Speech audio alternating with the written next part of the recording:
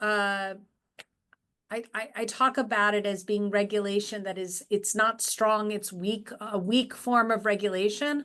But the fact that tenants who previously had no tenant protections now do is a huge step forward. Next slide. The thing to understand about the law is hundreds of thousands of tenants who previously had no protections now have some protections. But it's a complicated law, and it's going to be hard, I want to be honest, for tenants without attorneys to use it in court. What was the problem that the law was trying to address? The two situations that come to mind for me is that I would have a client walk into my office, and they would say, my landlord is evicting me. He says my lease is over, and he says that he doesn't want me to live there anymore. I pay my rent on time. I might have lived in the apartment for decades. But my landlord says he's selling the building, or my landlord died and his children took over, and they're telling me I have to get out. Can they make me leave? And the answer was yes, that was a type of case called, we called it a no cause eviction or no defense eviction, where if a tenant had a lease and the lease was up, the landlord could say, get out. Even if the tenant was a good tenant, even if the tenant did everything right, the landlord had the power to evict the tenant. The other situation we would sometimes see is a tenant would come into my office and say, I have terrible conditions. I want to go after my landlord. I want to bring in HP. I want to complain. I want to do everything possible to make my landlord I want to live in a safe and decent apartment. I want to complain about how terrible my landlord is. And I would look at their case, and I would look at the type of apartment they lived in, and I'd say, well, you definitely can, you always have the right to complain about conditions. You always have the right to file an HP. But I got to tell you, you don't have any rights to a renewal lease. And if you make these complaints, you might end up not with your landlord saying they're not going to renew your lease. That's retaliation. That's illegal, but those cases are hard. And then the third situation is a tenant would come up to me and say, my landlord has doubled my rent. Is that legal? And I'd look and I'd see that the tenant didn't have any protections. And the answer is yes, that if a tenant has no protections, landlords can double, triple, quadruple the rent. And there's no law that says they can't. And so those were the sort of situations that tenants were facing, where we said we thought there should be a law that said that as long as the tenant is following the rules and paying their rent, that the landlord shouldn't be able to evict the tenant just because their lease is up. And that tenants shouldn't face huge increases just because market conditions in a neighborhood have changed. It's one thing if a landlord puts money into the building, but landlords were doubling the rent and doing nothing to make the building nice. And so we wanted a law that would protect tenants. And that's the law called the Good Cause Eviction Law. Next slide. So what this presentation is going to be about is who is covered. And there are a lot of people left out, I got to tell you. But we'll talk about who's covered, what protections do covered people have, are there limitations on rent increases, and what does that mean? And what are the good cause for eviction? And then lastly, we'll talk about new notices that tenants get and new information that has to be part of any court papers you get if you're in housing court. Next slide. So the first thing you should know is that the law was passed on April 20th, 2004. And it was effective immediately for all cases that were started after April 20th. So if you're someone who was in court, your landlord filed a case, let's say last February, like a year ago, February, you won't be covered by the law. It's only for cases that were filed after the date of the law. The law had there were a bunch of parts of the law. The part one was all the part of the law that gave everyone rights. And then there were multiple parts of the law which had to do with notices that landlords have to give tenants. Those laws, that part of the law didn't go into effect immediately. That's the notice part. That was delayed until August 18th to give landlords, the opportunity to get their notices together. Some landlords have said to tenants that the law didn't go into effect until August, and that's wrong. It's a lie. The law went into effect April 20th, and if you are involved with a case that happened after April 20th, you may be covered by this law. And the last thing to know is that this law is in effect for the next 10 years. And they say that the law will be ended June 15th, 2034, unless the legislature decides to extend the law. The good thing is that it is hard for elected officials to take away people's rights. But it's just something, so I think the law will be extended, but it's something to keep your eye on. Next slide. So the way they talk about who is covered is they say everyone is covered, and then they give a long list of people who aren't covered. And so what it says is that they describe coverage they use the term housing accommodation, which sometimes means apartment and sometimes means building. It depends on the context. So who's not covered? Buildings that are owned by a small landlord are not covered by this law. The definition of small landlord is a little complicated, and I have a lot of slides going through that so that hopefully at the end of this, you'll understand what it means to be a small landlord. So let's just put that to a side for a minute while we go through the other categories that aren't covered by this law. If your landlord lives in your building and you have 10 apartments or less, then you are not covered by this law. If you are subletting an apartment from the actual person who has the lease with the landlord, you're not, and that person is coming back into the apartment, you're not covered by this law. There is a high rent exemption in this law. But I haven't come across a lot of people who are affected by that high rent exemption. For 1 bedrooms, your apartment would have to rent for more than $6,000. But for people who have very, very high rent, $6,000, $7,000, $8,000, they're not covered by this law. Hospital beds, dorms, students in dorms. If you're living in a religious facility, if you're living in a hotel, you're not covered by the law. Next slide.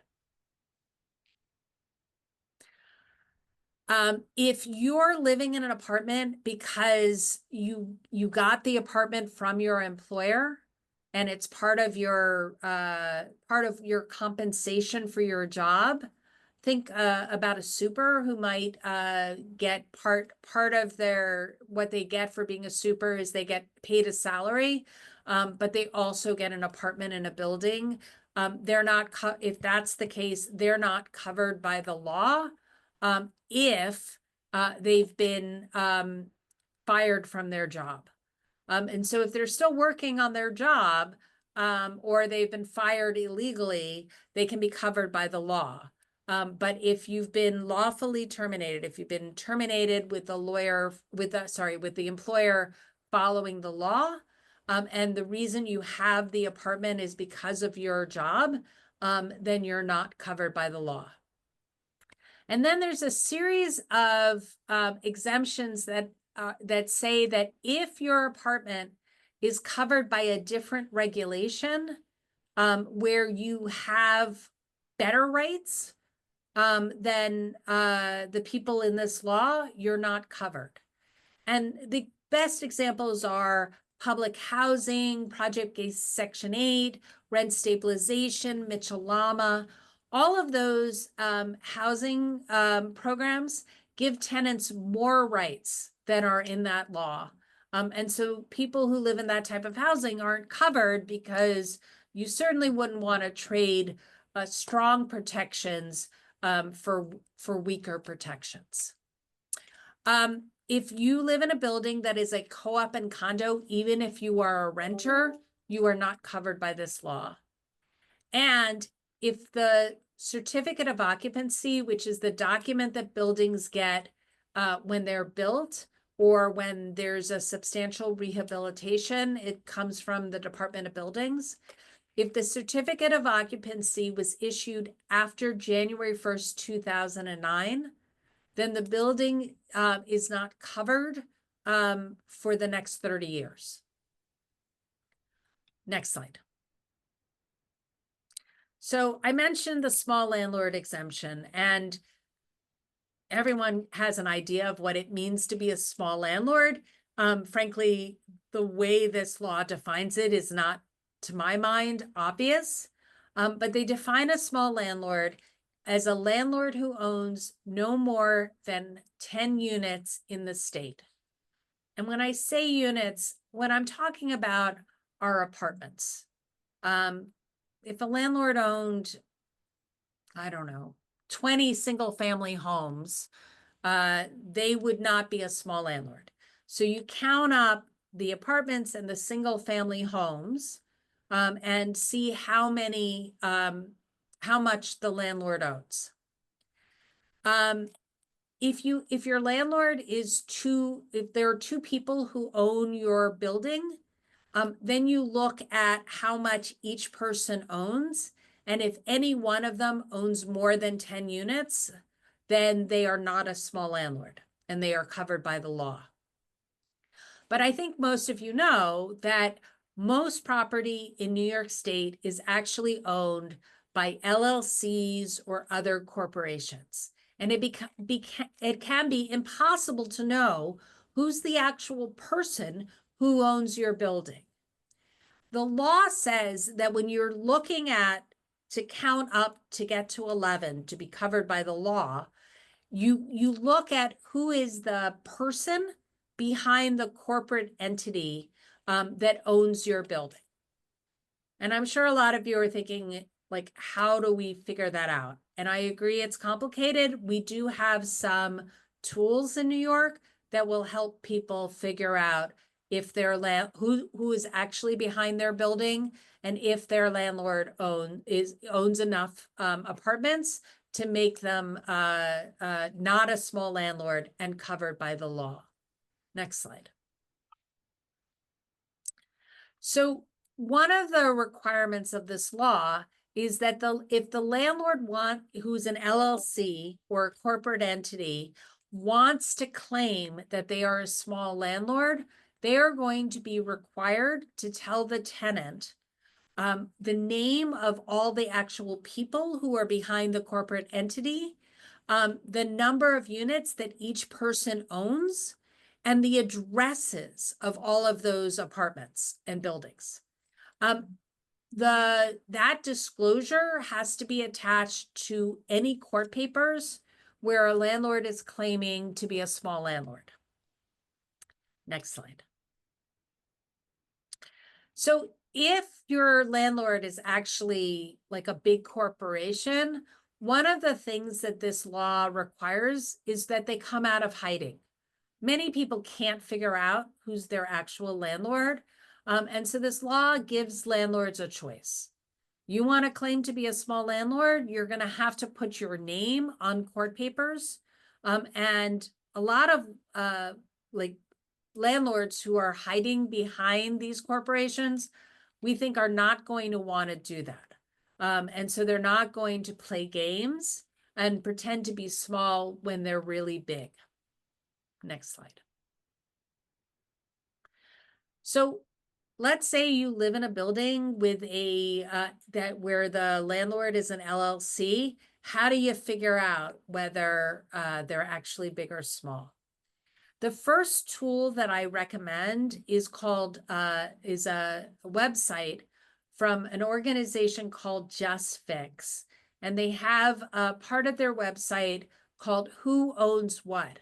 And they give you a lot of tools to be able to try to figure out who's behind the corporation that owns your building, and gives you a lot of direction in trying to figure out if your landlord owns more other buildings, which would get them over the threshold of 10 units.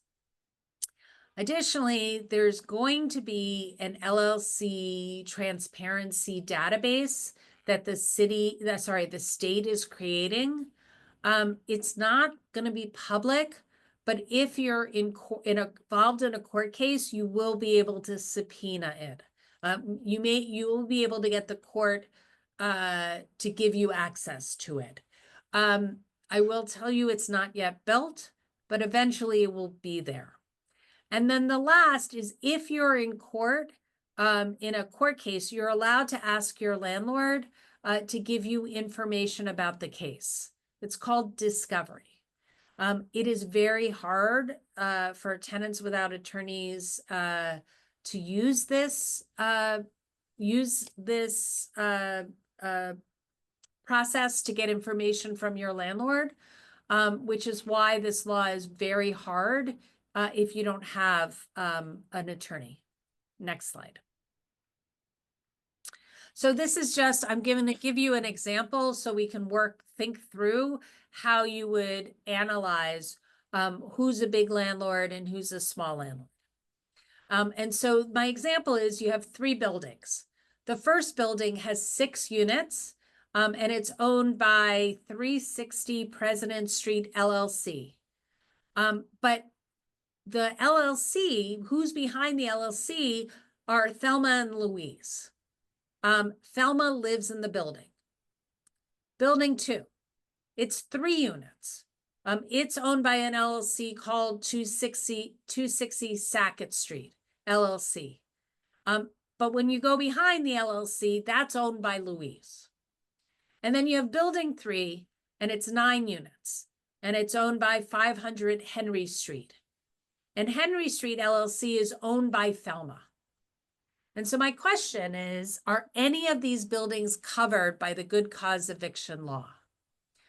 In the next slide, I give you the answer. So Thelma owns 2 buildings. She owns building 1 and building 3. Building 1 has 6 units, building 3 has 9 units. So if you count that up, Thelma owns 15 units. So under the small landlord exemption, she's not a small landlord. Louise owns 2 buildings, but when you count up those buildings, you get to 9 units. So Louise is a small landlord under the statute. So building 1 might be covered under the law, because you have one of the landlords who owns 15 units, but Thelma lives in the building. And remember that there's an exemption for owner-occupied buildings with 10 or less units. So building 1 isn't covered by good cause eviction. But building 3 would be, because its owner owns 15 units and doesn't live in the building. Next slide. One thing I want to say about co-ops, I assume most of you live in Manhattan since Palante is based uptown.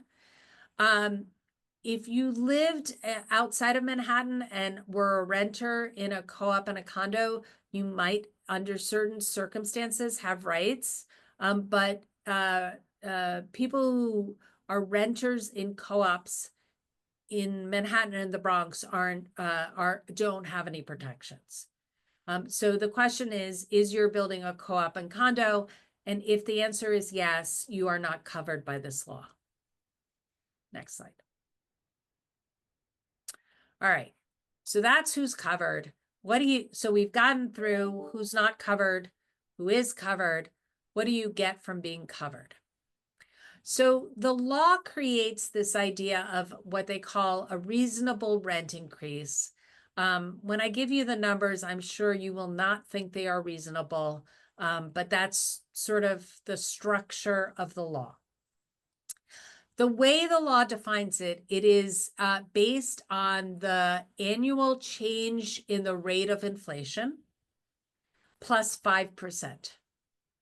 So it's, and it can be no more than 10. And so if the rate of inflation, the change of the rate of inflation is 0, then it would be plus 5%. If the change in the rate of inflation is, let's say, 6%, and you add 5% to it, you get to 11, it ends up being 10 because it can never be more than 10. And how do we know what these rates of inflation are? The state housing department has to publish every year what the rate of inflation is for all the different counties in New York City in the state. I say that it's 8.82% this year, but that was actually 2024. And it recently, like a day or two ago, HCR published the rate for this year, and it's 8.79%. So I don't think people are going to see much of a change in this between 8.82 and 8.79. It won't actually mean much for people's actual rent, unfortunately. Next slide. Unfortunately, the other thing about this reasonable rent standard is it's not a cap, meaning that if your landlord wants to increase your rent by more than this standard, they may be able to. It's what the law says is that if a landlord raises the rent by more than the reasonable rent standard, a tenant can challenge the rent increase as unreasonable. Because this is a law that is not actually, there's no agency that oversees this law, the way a tenant would challenge this increase is by telling the landlord it's too high. And we've definitely seen tenants get very high increases and say to their landlords, you know, I think I'm covered by this law. And then their landlords actually give them a lower increase. But because it's not a cap, the landlord can come back and say, actually, the reason I'm raising your rent higher than the standard is because I've had huge increases in property taxes. My insurance is through the roof. Fuel costs are very high this year. Maintenance of the property has been too much. And often where you'll see these debates about what's reasonable, what's not, or these arguments about what's reasonable or not, is in non-payment cases, where a tenant says that the landlord is suing me for non-payment, and part of the non-payment is a rent increase that was unreasonable. And the law directs courts to actually look at landlord costs. And those costs include all these things I said: insurance, maintenance, property taxes. And if the landlord has completed significant repairs to the building, as long as those repairs were not due to the landlord deferring maintenance. Significant repairs are defined in the law as replacement or substantial modification of structural parts of the building, electrical, plumbing, mechanical systems, things that require a building permit. Abatement of hazardous materials such as lead, mold, and asbestos. It's not meant to be painting, decorating, or minor repairs. Next. Other good causes.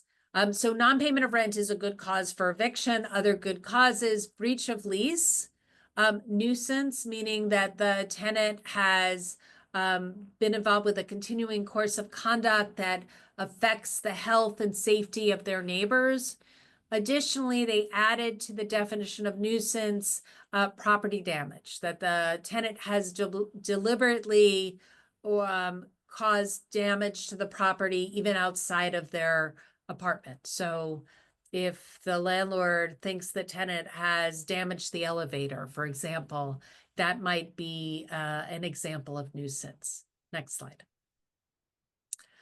Illegal use, if the tenant is using the apartment to commit crimes, that would be a good cause for eviction. If the landlord is trying to get into the apartment to make repairs, or because they're selling the building and they want to show the apartment to potential buyers, that would be, and the tenant is been given notice of these the landlord wanting to come in and refusing the landlord access, that might be a cause of eviction. And if the tenant doesn't sign the lease, as long as the landlord has given the tenant notice of any changes in the lease, or given them notice of what's in the lease, they have to send the lease 30 to 90 days before the end of the lease. If the tenant gets that lease renewal in a timely way and refuses to sign it, they could end up in court on a case that's considered to be good cause. Next slide. So there are these three versions of good cause that are they're a little strange. So a landlord can say, I'm going to evict you, tenant, because I'm moving into your apartment, or one of my family members are going to move into that apartment. The landlord has to prove that they're going to actually use the apartment as their address, actually where they live. They can't say, I want the apartment because I want a vacation home. They have to actually live there.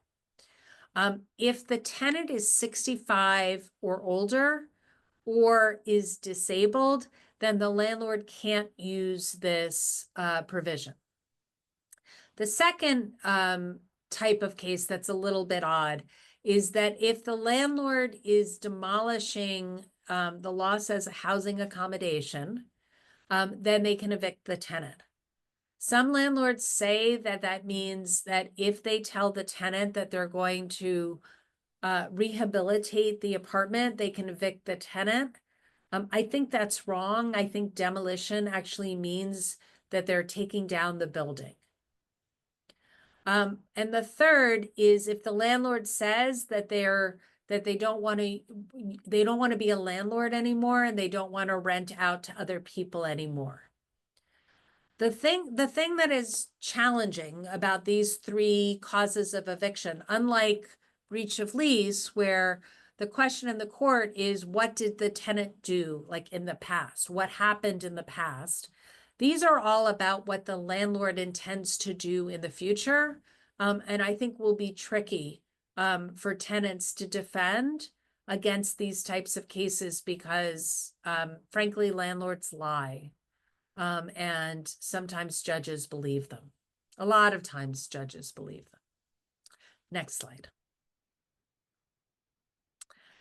The last parts of the first part of the law is that if a tenant signs a lease, if a landlord says to a tenant, you need to sign a lease that says that this law doesn't cover you, that lease would be torn up.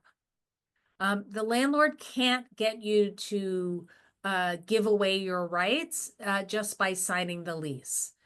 Your rights come from the law and not the lease. The second thing is that we're going to move into a section of this presentation about what kind of notice tenants get about this new law. But before we that, what it says is that if a landlord wants to bring you to housing court, they have to follow the notice provisions. And if you end up in housing court and they haven't done that, that's a complete defense to the case. Next slide. So, we have this whole new law. It covers hundreds of thousands of people. How will they ever know about it? And so what the law did was create a notice, which frankly is long and confusing and mainly involves landlords checking off a couple of boxes, and then tenants who get this notice have to figure out what those check boxes mean. But it's a notice that's called the good cause eviction notice. When does it have to be provided? It has to be provided at your initial lease, at your renewal lease, when you get the notice that tells you that your landlord is raising your rent by more than 5%, or that your landlord is not renewing your lease. Attached to that notice has to be this good cause eviction notice. When you get a rent demand for a non-payment case, and also any of the court papers you receive telling you that your landlord has filed a case against you in court. The basic information is whether or not the unit is covered by this law, and if it is exempt from this law, why is it exempt? It has to say if the law is covered by the law and the landlord is increasing the rent more than the reasonable rent standard, the landlord has to say why they are increasing the rent. That's one of the few parts of this notice that isn't just check the box. The landlords actually have to put words in there explaining why they're increasing the rent. And then if the landlord is covered by the law and the landlord is not renewing the lease, the landlord has to explain why they're not renewing the lease. There are all sorts of check boxes for that. As I said, the notice is pretty long, and it requires checking of boxes. And it's also a little confusing because if you're someone who's rent stabilized, you're not covered by the law because you have stronger protections, but you have to get this notice at each lease renewal. And so you get this very long notice and you're like, what is this notice? And all it is telling you that you're not covered by this new law, which is a little annoying, I acknowledge. Next slide. As I said, this new notice has to be attached to the notices tenants get when rent increases are more than 5%, or if the landlord is not renewing the lease. Next slide. Again, the law now says that if you get a rent demand because the landlord's bringing you to court for non-payment of rent, this good cause eviction notice must be attached to it. Next slide. And in your court papers. They need to either attach the notice or include the language.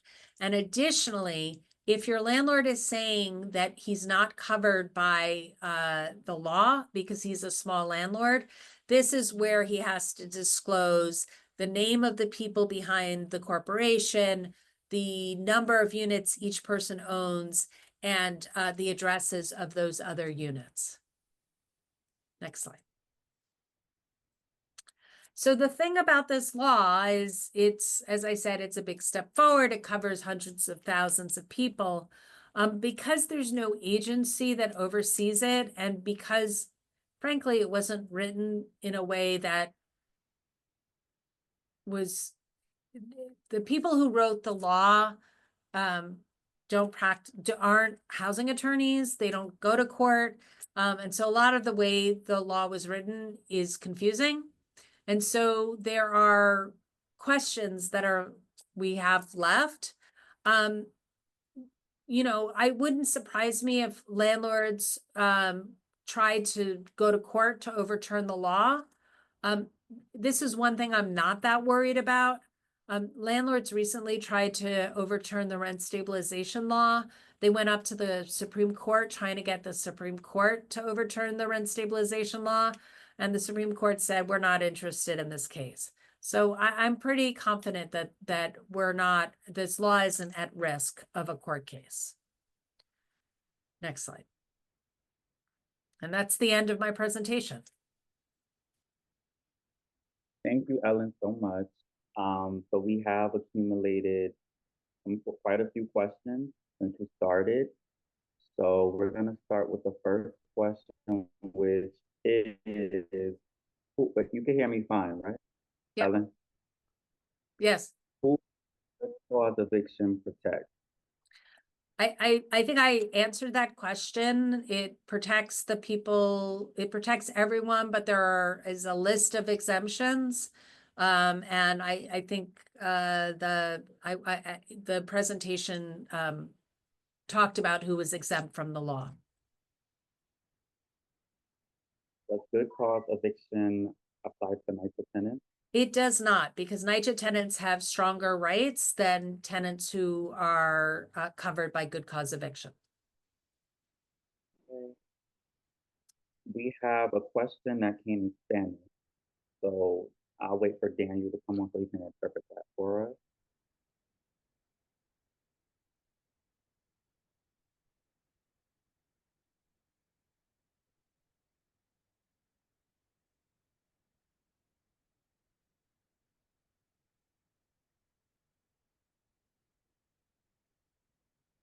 So I don't like the term market rate. I like the term either regulated or unregulated.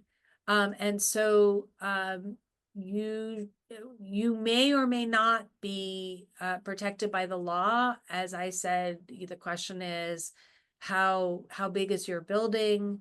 If you live in a building that has more than 11 units, then you are likely covered by the good cause law. Even if you live in a smaller building, if your landlord owns more than 11 apartments, then you would be covered by the good cause law. However, if the case against you is that you are causing a nuisance, and nuisance usually is described as real, like activities that really hurt your neighbors, harm your neighbors, that threaten your neighbors, then you could be, your landlord could evict you for nuisance. But I mean, that's always the case. But what this law says that is if you are covered by the law, the landlord has to have a reason to evict you. Thank you, Ellen. Next question is, do GCE rent stabilized leases apply? The rent increases are limited. Yeah, so if you're rent stabilized, you are not covered by this law. And the reason is if you're rent stabilized, you face annual rent stabilization, annual increases by the rent stabilization, the Rent Guidelines Board. And they're capped, right? When the Rent Guidelines Board says the increase for a 2-year lease is 4%, the landlord doesn't get to come back like they do with the good cause eviction law and say, but I want more. So rent stabilization is just a stronger form of regulation than the good cause eviction law. This question from the same person: with the LLC Transparency Act, how can the tenant know who are the actual owners? Yeah, so I recommend that people check out the Who Owns What from Just Fix. The LLC Transparency Act is creating a database. It doesn't exist yet, and it's also not public. If a tenant is in court, they'll be able to get the judge to sign an order to access that database. But it's better to have the information before you end up in court. Okay. We have another question that came in Spanish.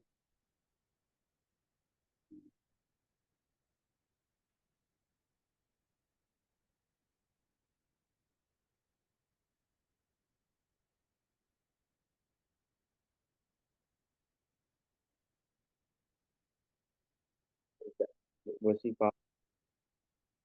So if you're saying that your landlord is accusing you of nuisance, but it's not true, your landlord, your neighbor is lying to management, then you'll be in court and the landlord will have to prove their case. And frankly, in my experience, it's pretty hard for landlords to prove nuisance. It's a high standard. And so when you're in court, it would be good if you had an attorney. So hopefully you'll get an attorney through Right to Counsel, and you'll be able to tell your side of the story. Thank you. Someone asked, can I receive a copy of this presentation sent to my email? Ellen, is it okay if we share this? Yes, absolutely. So then the answer is yes, you will get a copy of this presentation. The next question is, I'm in housing court now, and my wife is listed as a Jane Doe. And on the rent stabilized lease, her name is not listed. I also received a certified DACR report. Like you say, the landlords lie, and the DACR was not changed, not including my. In rent stabilized leases, spouses have the right to be on, like husbands and wives have the right to be on the lease. And so you can file a case at HCR if your landlord is refusing to put your wife on the lease. I have a question that came to me personally. It says, does the good cause eviction law apply to HDFCs as well? So most HDFCs have a regulatory agreement that the City Housing Department or HPD has with the building. And if there's a regulatory agreement, then they would not be covered by good cause because tenants in those buildings are already covered by the concepts of good cause. You can't be evicted, like you can't be evicted in an HDFC because your lease is up, and there are rules around rent increases. And so because of that, most HDFCs, if not all HDFCs, would not be covered by this law. But in the case of HDFCs and public housing like NYCHA and rent stabilization, people who aren't covered by this new law, in those people who aren't covered by this new law aren't covered because they have better protections. So it's not a bad thing that they're not covered. Another question about receiving the presentation. You will receive the presentation. Are HUD Section 8 tax credit home covered? They are not, because they have stronger protections than tenants who are covered by this law.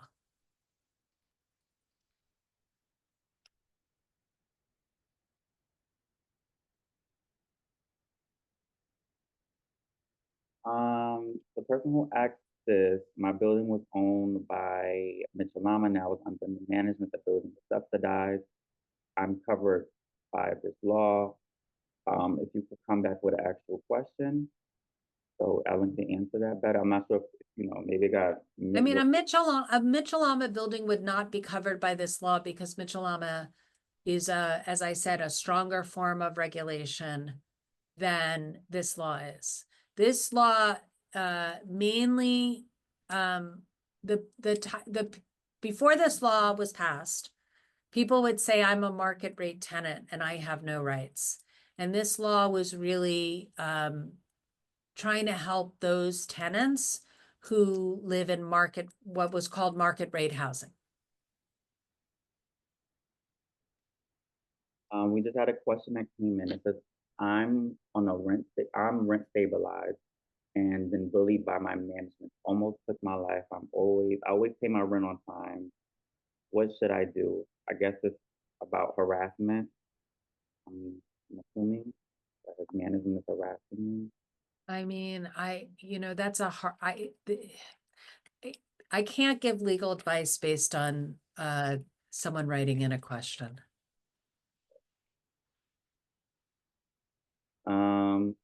Well, I have a few questions on my own because I don't see any more in the chat box. What steps must a landlord take before they can before they can legally evict a tenant under this law? They have to provide very specific notices at at various points. So they have to give the tenant notice in the initial lease, in the renewal lease. They have to give tenants notice if they're giving notice that they're either raising the rent, or if they're giving notice that they're not renewing the lease. They have to include notices about this law in the rent demand, and they have to include notices about this law in the court papers.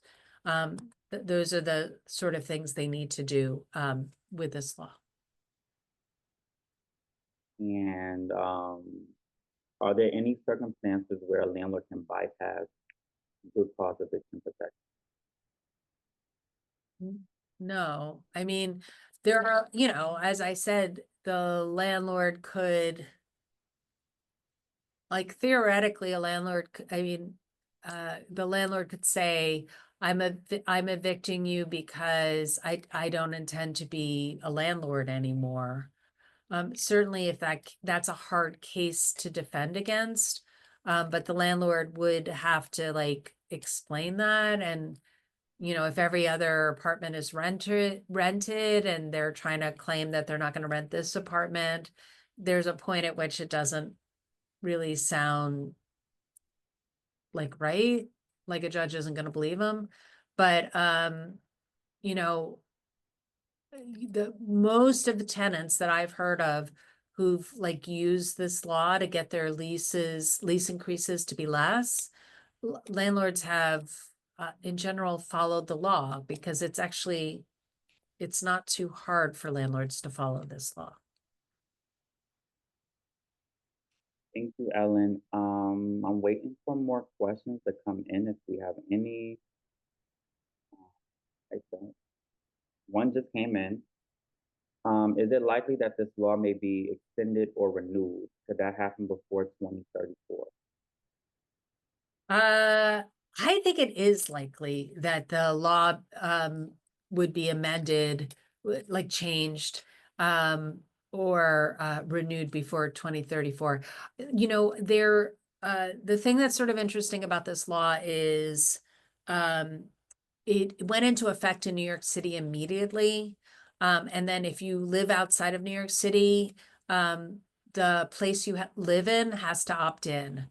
And it's been pretty surprising how many places have opted in the last year. Rochester opted in, Albany, a bunch of towns in the Hudson Valley. There's a campaign to get the village of Hempstead to opt in. And so one of the things that they've done in those places is, remember, the small landlord exemption is 10 or less units, which you then have to do all this research. They've been allowed to change that definition, and all the places that have opted in have defined a small landlord as owning one house. So every building that has more than a single family home is automatically covered under the law.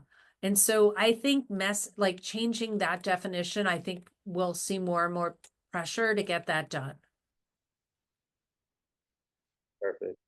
How does this law relate to rent stabilized buildings, 80/20 lottery buildings that are ending their tax credit soon? Well, rent stabilized buildings aren't covered by it because, as I said, rent stabilization is a stronger form of regulation. For buildings that are coming out of like an affordable housing program, it could be tricky. You need to look at, when was the building built?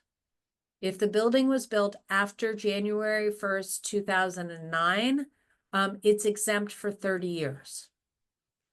So that's the first thing to look at.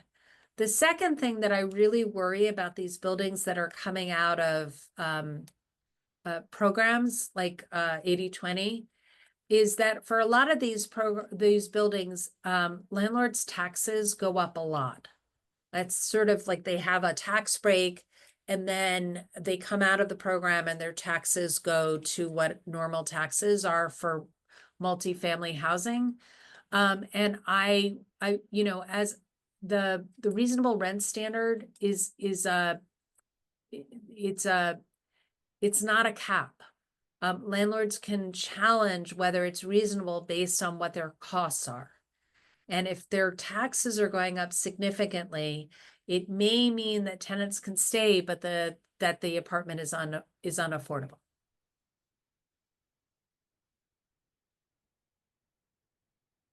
I think we're gonna close out the Q&A for the night. So, another follow-up, does it depend on built or open? I signed the lease in 2009. I'm sorry, what? Says depends on built or open. I signed lease in 2009. Do you understand that question, or does she elaborate? Oh, built or, it's, yes. So it's the way that new building exemption is defined. This is the January app, is whether or not a certificate of occupancy has been issued for the building. And so the way to find that out is to go on the Department of Buildings website. Actually, the easier way to figure that out is to use Just Fixes Who Owns What. And it will give you the link to the Department of Buildings. And what you're looking for is the date on the certificate of occupancy. So it's, if you signed a lease in February 2009, it's possible that the certificate of occupancy was issued a couple of months beforehand. And so you might be covered. But I would start with Just Fix and look for there will be a link to the Department of Buildings that will bring you to your building's page on the Department of Buildings, and then look for certificate of occupancy. So I think we're gonna close the Q&A out for the night. Thank you all for joining. I want to thank our amazing partner and speaker, Ellen Davidson, for enlightening us all and answering all of our questions. Ellen, how can our attendees contact your office or contact you, whichever you feel comfortable? I mean, you know, the Legal Aid Society, you can find us. We take cases through through the housing courts. We have intake in Manhattan on certain days, and if your case is on for one of our intake days, we'll talk to you about your case. Um, I also want to thank our attendees for joining and participating. And I hope this webinar was helpful and that you took valuable information from the topics discussed tonight. If you have further questions or housing issues, you can contact Talante directly at 212-491-2541, and we're open from 10 a.m. to 7 p.m.